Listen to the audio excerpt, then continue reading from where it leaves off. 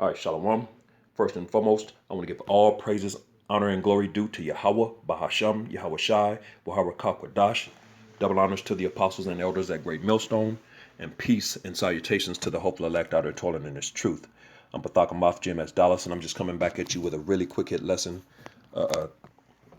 Going into, I think I'm going to entitle this the fulfillment of E's time is at hand. You know, And that's exactly where we're at, man. This is the end times, man. And everybody and their mama, you ask anybody and they'll tell you that we're in end times, man. You know what I'm saying? So, hey, the end times are at hand, man. And in the end times, it's prophesied that the Edomites will be ruling, man. You know what I'm saying?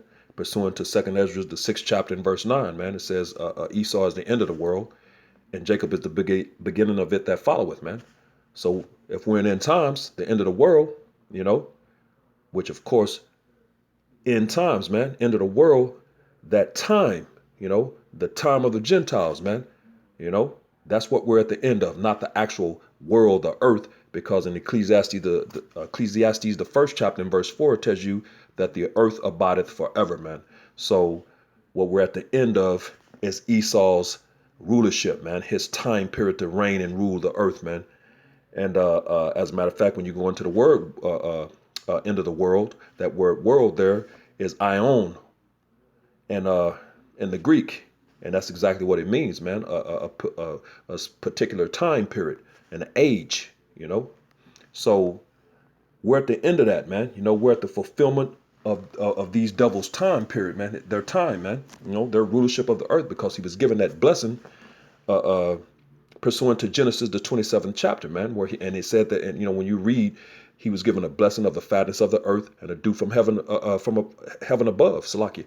And when you continue to read down, it says, and he was going to rule with the sword, man, and that sword today, the modern day sword, is his weaponry, his guns, his military, his military might. So, and that's how this devil has went through the earth, going as far back as Alexander the Greek, when they really started taking possession of and control of the earth, man. You know what I'm saying? When he went through and conquering, man. And of course that went from the Greeks to the Romans, man, which are still Edomites, man. And on into today with the revised Romans, these Edomites today, man, who are in power still and to this very day, man. So we're going to get into just a few scriptures, man. I just got a few precepts to go into really quick. It's not, it's not going to be a long drawn out lesson, but hey, that fulfillment is at hand, man. Ease fulfillment is at hand, man. We're at the end, man. And this devil is through, man. So without any further ado, let's get into it, because when you go into the Luke, the 21st chapter, it goes into it, and the Most High does everything in measure, man, in measure, and number, and in weight, man. You know what I'm saying? He everything is set, man. This thing is written. The Bible is written. You know what I'm saying? Things just have to play out, man. It's already happened in the spirit. In the spirit, these things have already happened. You know what I'm saying? Now they just have to manifest on earth, man. So this thing is already written, man. That's why we can pick up the Bible and read and tell these devils exactly the moves they're going to make, by way of prophecy, man, which is what everything is about. Revelations 19:10, Yahweh Shai is the spirit of prophecy, man. You know what I'm saying? So the prophecies are coming to pass, and the time of this devil is being fulfilled, man. And when you read right here, which I'm going to read it right here in Luke, the 24th chapter, it reads, this is Luke 21st chapter. It reads, this is Luke 21 and verse 24, and it reads, and they shall fall by the edge of the sword and shall be led away captive into all nations. And that's going into the Israelites, man, which that happened, man. We got scattered throughout the four corners of the earth by way of slavery, man. And that's because the Israelites went off and wouldn't obey the commandments of Yahweh Shem Yahweh Shai, their power, man. You know what I'm saying? When you go into Deuteronomy, the 28th chapter, it goes into the curses, man. That what would happen to us if we listened and obeyed and did the commandments of Yahweh Shem Yahweh Shai, 1 through 14, and which are the blessings which we are going to receive, mind you, and the curses if we didn't hearken to the voice of the Lord, to do all his commandments that he commanded us. You know what I'm saying? That's verse 15 through 68, man. It goes into the curses. And slavery was one of those curses, man. You know, when we got scattered throughout the four corners of the earth, man. So this happened, man, and we're you know, of course, being put to death by these nations because the Lord turned his back on his people, man. You know, Luke 21:24, and they shall fall by the edge of the sword and shall be led away captive into all nations. Which, by the way, is why is those Gentiles in the, you know, when you get into, you know, because there's a lot of these jakes, man, and these preachers, you know, and they don't understand the breakdown of the Gentiles, man. You know, it's talking about the scattered Israelites, man. You know what I'm saying? Because of this, what we're reading, where they were led away captive. You know, they fell by the sword and were led away captive, man, captive into all nations, man. You know, that's why you have scriptures that say he's going to deliver them out of the nations where they were led into captivity, man. You know, it's not talking about the actual Gentiles. It's talking about the Israelites that are among these nations living as like the Gentiles. You know what I'm saying? That's what that's going into. But anyway, let's keep it going. And Jerusalem shall be trodden down of the Gentiles. That's talking about the natural Gentiles, because there's two types of Gentiles. You know, the natural Gentiles, and then you have the Israelites, who the Lord sees as Gentiles because they're keeping the customs and ways of the Gentiles that they're scattered among, man. You know, so that, but they were going to be trodden down of the Gentiles, which that happened, man. You know, until the times of the Gentiles be fulfilled. There it is, the fulfillment of the times of these devils, man. You know, these heathen nations that's had their way with us, man. You know, throughout the incarnations up until today, man. You know, we're at the time of the fulfillment of that, man. You know what I'm saying?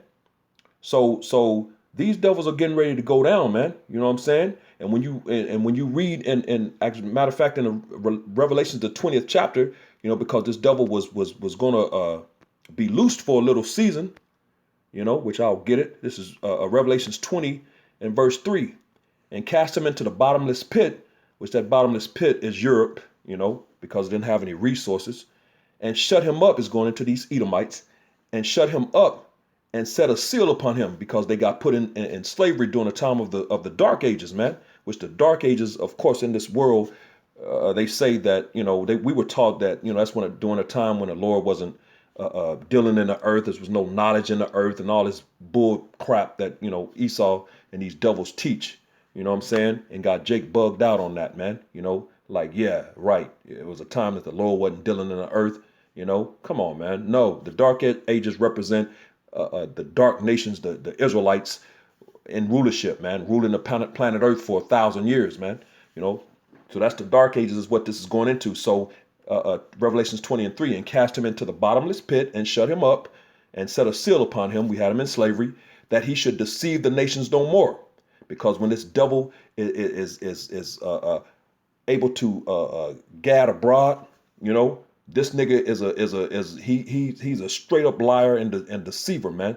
You know, and he finds a way to get into power, which of course at the end of the day we know it's the Lord. You know what I'm saying? You know, allowing this devil to do that, because power or rulership comes from the Lord, man. You know, and there's many scriptures you can go into to make that point, man. But you know, this devil slithers his way into the power seat and deceives the nations, man. You know, so he again. That's what we're going into. That he should deceive the nations no more till the 1,000 years should be fulfilled. It's all about fulfillment, man. You know, when you're dealing with the Lord, everything is set for you know, with its measure, its number, and its weight, man. You know what I'm saying? Everything. You know, so that 1,000 years was during the Dark Ages when Israelites were ruling, man. You know, and once that 1,000 years was fulfilled, you know, let's finish it out. And after that, he must be loosed a little season, man. And a lot of these Christians think that that's a prophecy that still has to be fulfilled. BS, man. You know, we're in that now, man. This devil has already been loosed during the time of the latter 1300s, going into the 1400s, man, when they came back into power, man. You know, during the time of the Renaissance, which means rebirth. Rebirth of what? The white rule, man. White rulership, white supremacy, man. And this devil was going to deceive again. And all the way up until today, we've been in this, man. This nigga was loosed up, and he's still a loose acting a fool in the earth to this very day, man. You know, being a nigga, being a devil, man. You know, that's what he does, man. You know what I'm saying? And that's why the scriptures say in Revelations 12, and I think it's verse 9, it goes into to the dragon, that dragon, the devil, the serpent, and Satan, the devil that deceived the whole world, man. You know what I'm saying? It's talking about these Edomites, man, the so-called self-proclaimed white man. You know what I'm saying? Because why? Because this what we're reading right here. After that 1,000-year period, he was loosed for a little season. And when you read up in that same verse, it says he got a seal shut up and a seal put on him that he should deceive the nations no more. So there was a period of time that he couldn't deceive, because that's what he is. He's the devil, which means deceiver. You know, he was created that way. When he's loosed, that's what he does, man. You know what I'm saying? So we've been in that little season all the way up to today, man. You know? But hey, as we just read in Luke 21 and 24, until the time of the Gentiles be fulfilled, man. So we're at the time of these devils' fulfillment, and their time being fulfilled, because when you read in Job, the 14th chapter and verse 5, it reads, this is Job 14 and 5, seeing his days are determined, the number of his months are with thee. Thou hast appointed his bounds that he cannot pass. So seeing his days are determined. So this devil's days are determined. It's already these things. It's this is a beautiful story coming in, man. This truth is beautiful, man. This devil's days are determined. You know what I'm saying? So he has a set appointed time, man. You know, he has a set time, man. You know, and it says the number of his months are with the Lord, man. So to the precise millisecond, man, this nigga ain't gonna go past that, because the very next thing it says, thou hast appointed his bounds that he cannot pass, man.